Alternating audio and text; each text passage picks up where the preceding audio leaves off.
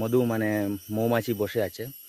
তো আশা করি ওখানে থাকবে, মানে কিছু মধু থাকতে পারে। তো এখন তো কাটা যাবে না, দুজন লাগবে, দুজন মানুষ না ছাড়া হবে না।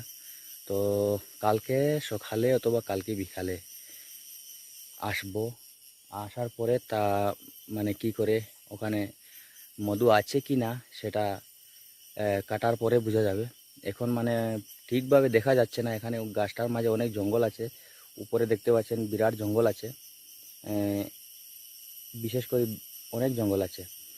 তো দেখা যাচ্ছে না, ক্যামেরার মাধ্যমে দেখা যাচ্ছে না, ওখানে আমি একটু একটু দেখতে পাচ্ছি।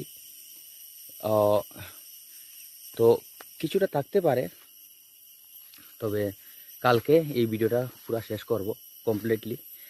আমার ভিডিওটা যদি ভালো লাগে তাহলে শেয়ার করে দেবেন, লাইক করে দেবেন। আর নতুন কোনো ভিডিও নিয়ে আসার জন্য আমার